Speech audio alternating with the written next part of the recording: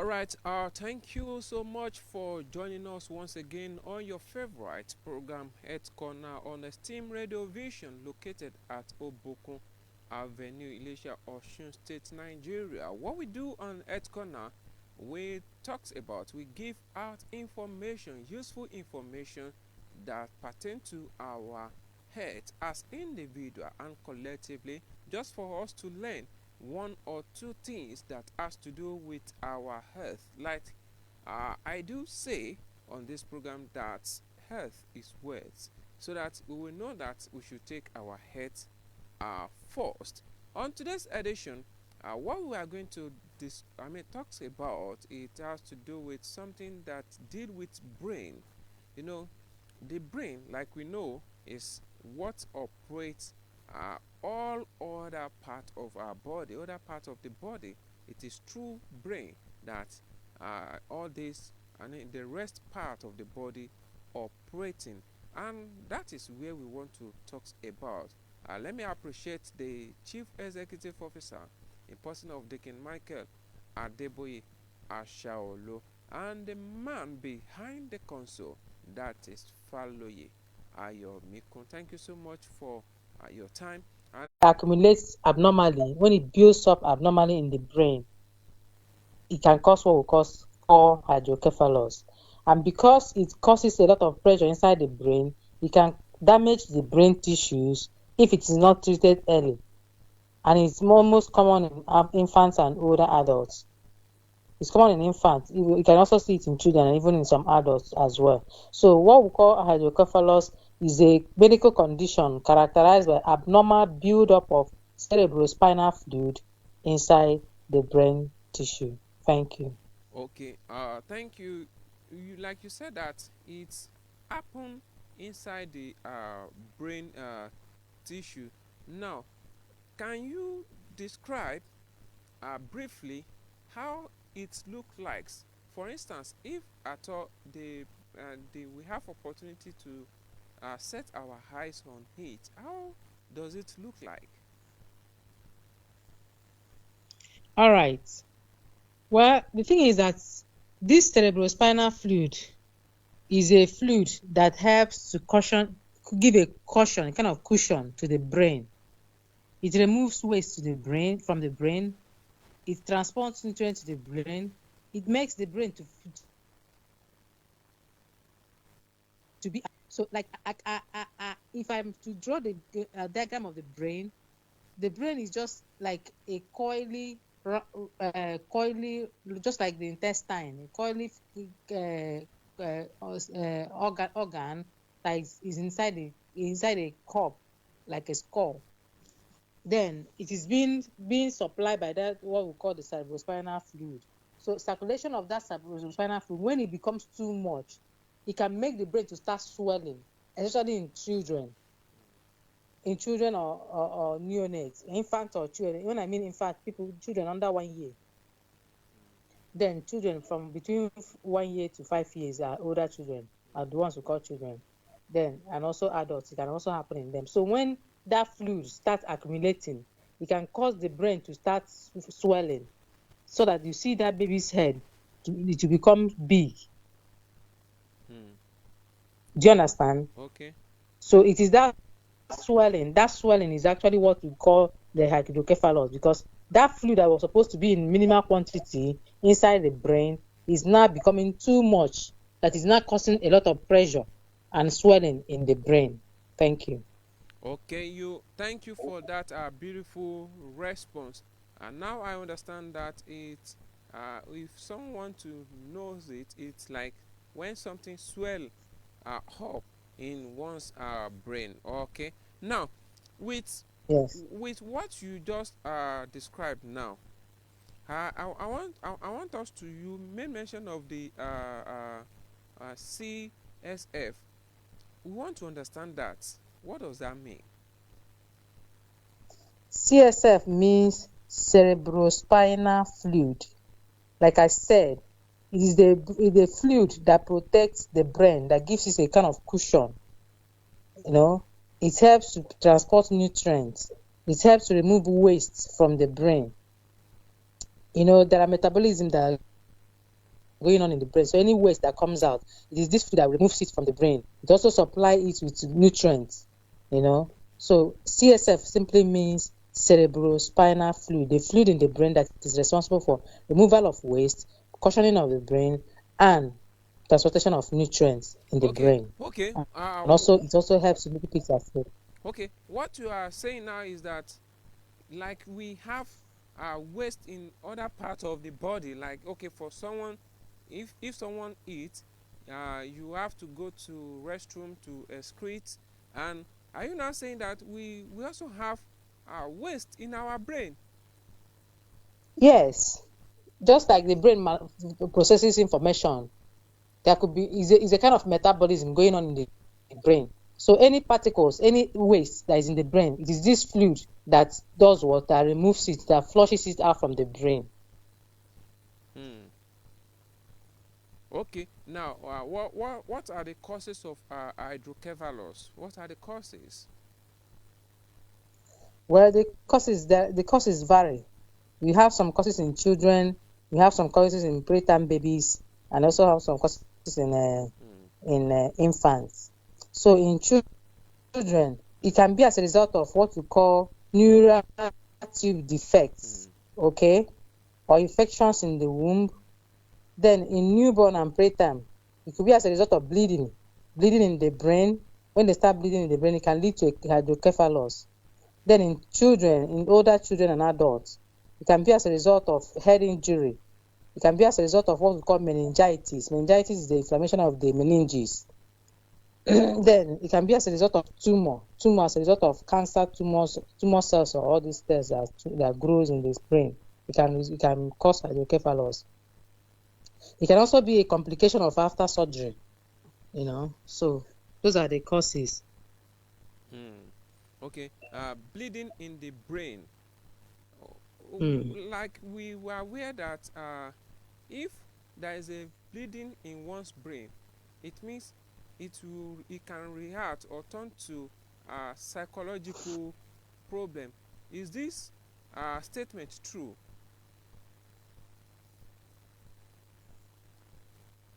Hello, can you hear me? Or did you get the question? Yes, I can. I got the question. Okay. Yes,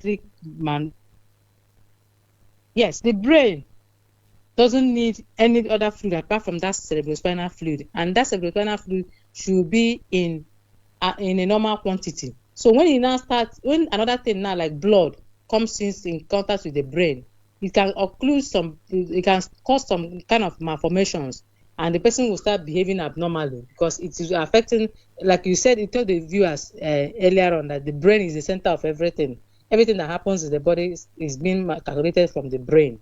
So when the brain is being occupied with blood, spectrum very well, it will start functioning. So the main seat of the body thing.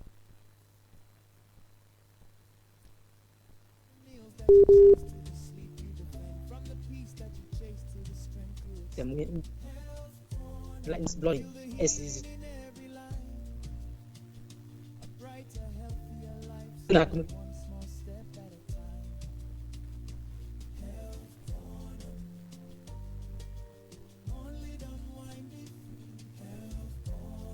Hello, Nurse Nwoko. Can you hear me? Yes, we are unable to hear you. That is why I have to call your attention now. Okay, can you please come again so that our viewers will be able to understand what we mean or what we are discussing earlier? All right. I said, you asked if bleeding can cause psychological problems in the brain if there's blood in the brain, right? Exactly. Yes, and I said yes. Okay. Because the only fluid that is in the brain is that cerebrospinal fluid. That's the only fluid that can comfortably flow in the brain and give it nutrients, remove the waste, and make it have a cushioning effect. Give it a cushioning effect on the brain, and also help it to stay afloat.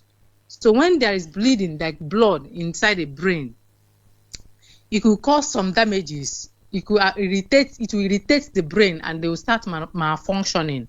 And that malfunctioning is what will present as that psychological problem that you see the person manifesting, except if it is handled as soon as possible. That's when you don't see those psychological problems. But when it is left for a long period of time, it will irritate the brain, and the brain will start malfunctioning. Like you told our viewers earlier on, that the brain is the main seat of the functions of the whole body. So if it is affected in any way, it will affect the whole body. It will affect the walking, the talking, the sleeping, and everything that has to do with the brain. So when there is bleeding in the brain, it could affect the person psychologically. Thank you. Okay.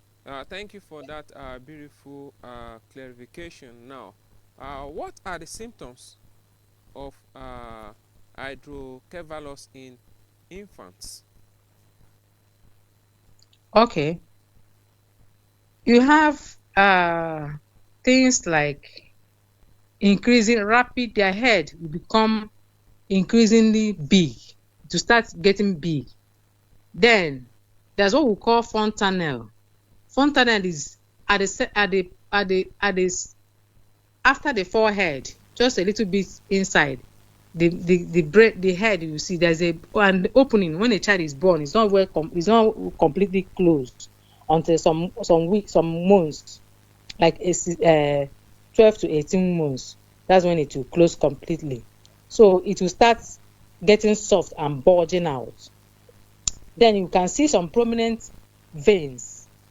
You can see some prominent veins on the skull. The veins in the skull will become very irritable. It can be vomiting. It can be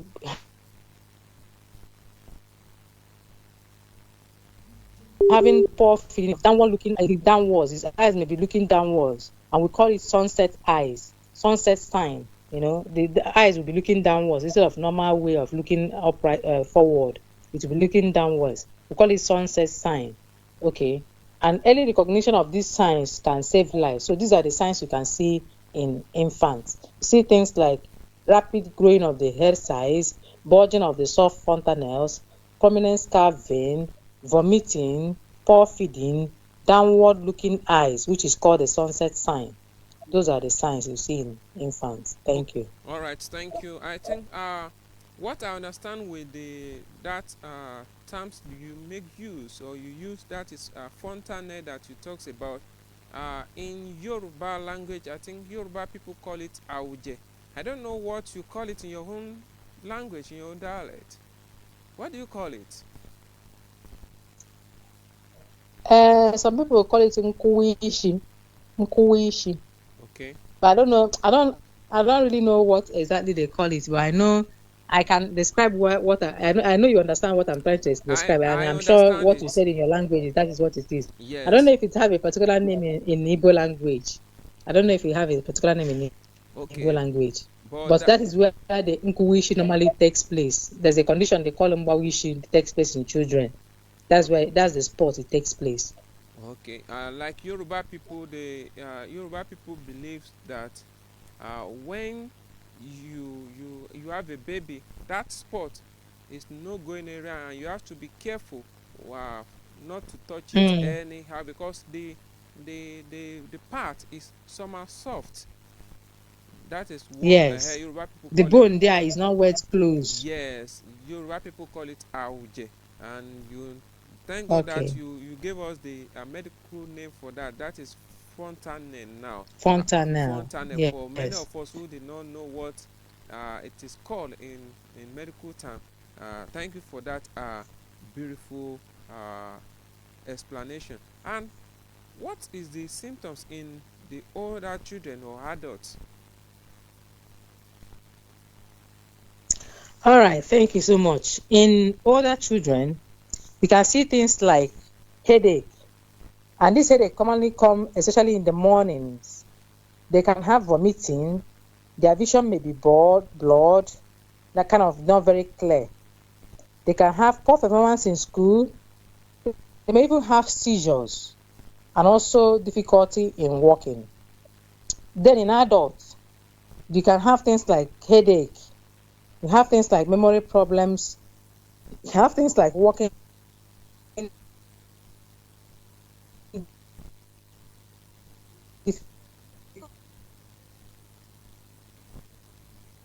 difficulties. They happen usually happen in the type they call normal pressure hydrocephalus. So in adults, we have things like headache, memory problem, walking difficulties, and urinary incontinence. Then in children, you have things like blood vision, vomiting, poor performance in school, seizures, and walking difficulties. Thank you. All right, thank you. You talked about the poor school performance. Can this be the causes of uh, forgetting?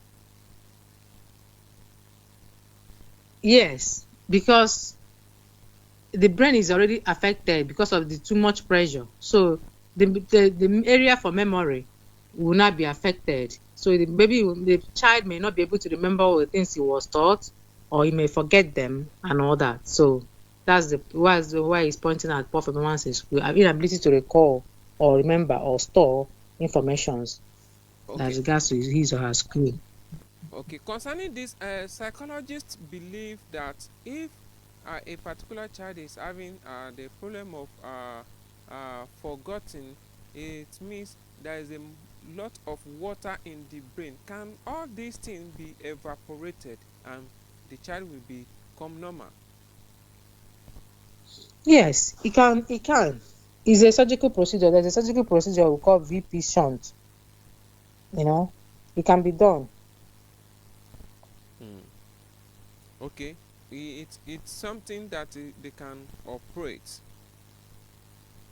Yes, it can be operated on, and the baby can live a normal life. Okay. But there will be a shunt that will be diverting the fluid from the brain to either the heart, to the atrium, or to the intestine, to the abdomen. So anywhere. Okay. How is hydrocephalus diagnosed? All right. For infants, you have what we call the ultrasound scan. This one will show you enlarged ventricles. It will show that the ventricles of the brains are enlarged. So we have also things like CT scan, that's computed tomography, and the MRI, that is magnetic resonance imaging.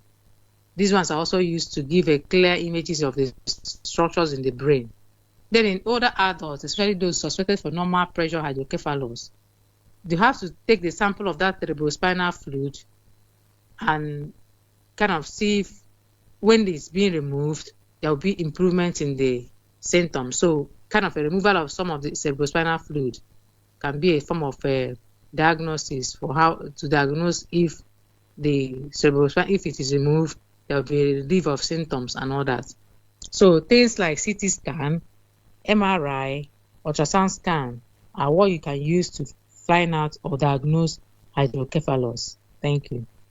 Okay, thank you. Is hydrocephalus treatable, and what are the available treatments? Available option for the treatment? Yes, it is very, very treatable.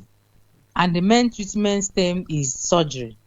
And the name of the surgery is called ventriculoperitoneal shunt. That's VP shunt. And what it normally does is to drain excess fluid from the brain to the abdomen, like I said before. We also have another method that we call endoscopic third ventriculostomy. This one is useful for hydrocephalus, for obstructive hydrocephalus. In this place, they create a new pathway for the cerebrospinal fluid to flow. That's what the endoscopic third ventriculostomy does. That's what they do in that one. So we have the VP shunt and the ETV. Then we also have in infant, that ETV can be combined with choroid plexus catheterization. When you catheterize because the choroid is in the choroid, so when they catheterize it with the ETV procedure, they reduce the production of cerebrospinal fluid, thereby reducing the hydrocephalus because that increase in that cerebrospinal fluid that causes pressure in the brain. So when they were able to reduce the volume of that cerebrospinal fluid, then the hydrocephalus has been handled. So like in a nutshell, hydrocephalus can be treated with VP shunt, ETV, and choroid plexus catheterization. Thank you. All right. Thank you, man. Let me quickly ask this question. We want to look at the preventive measure rather. Can hydrocephalus be prevented? Yes, it can be prevented. You know, that I remember telling us about the small but mighty medication for pregnant women. That's folic acid. Folic acid. It has to help. Yes, it helps a lot. It helps in all these neural tube defects. Then when a mother has infection, you should treat it promptly, especially pregnant mother. They should treat it promptly. They should not leave it, and they should attend antenatal regularly, because that is where they can lay their complaints. The things that is happening in their body can be discovered early and prevented.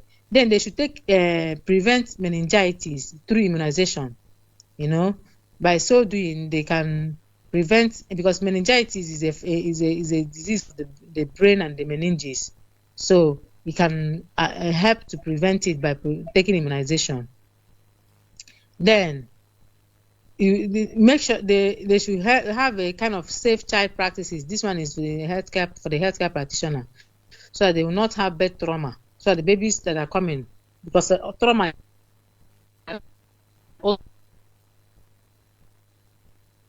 so when there's a lot of trauma, it can cause hydrocephalus.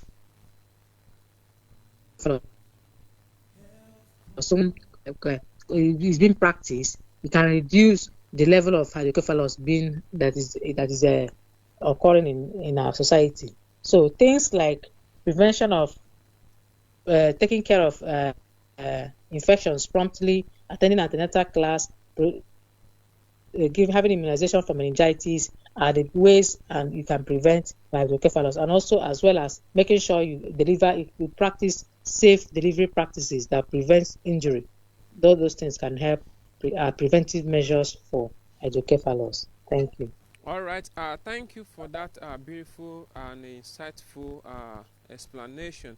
And just before we go, what was your final message for people who are with the hydrocephalus that we are talking about, and for them to prevent it before it happens? What is your final message for people who are watching us right now?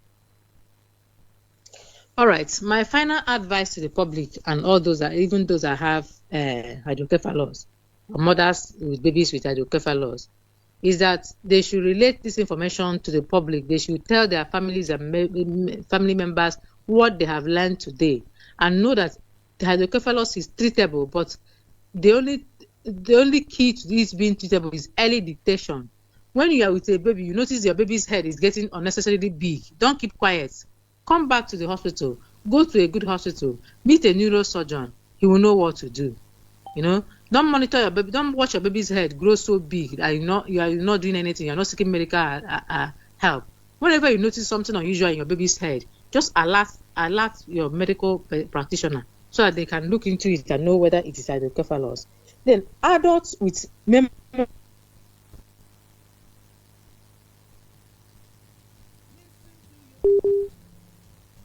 should go to the hospital so that they will be taken good care of. They will be investigated and find out whether it is hydrocephalus. Sorry. For the adult, I want you to come again because we have a technical inch now. For adults. Yes, I say for adults that are having difficulty with memory, they're having memory problems or difficulty walking or urinary issues, they should also be evaluated. They should seek medical help so that they will know whether it is hydrocephalus, so that they can meet a neurosurgeon on time. Because, like I said before, hydrocephalus is treatable, but it has to be detected very early so that the treatment can be complete and come out with good prognosis. So with proper treatment and follow-up, you can live a healthy life. The baby of a mother with hydrocephalus, a mother with a baby with hydrocephalus can live a healthy life once the VP shunt has been instituted and every other thing needed, follow-up and all those cares that are necessary. Once they are instituted early on time and follow-up is being carried out, it is very, very treatable. It is not something that cannot be treated. It is treatable, but it has to be detected early so that the treatment can be complete and the baby and the mother can come out with good prognosis. So, and for adults that have difficulty urinating, difficulty walking, and memory problems, they should not keep quiet. They should seek medical help early so that they can be taken care of.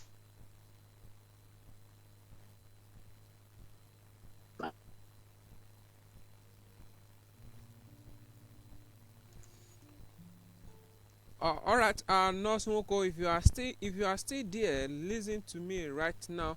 I want to ask this question.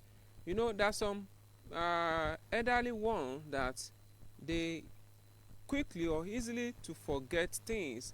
Can we say loss of memory or in adulthood is it as a result of this hydrocephalus?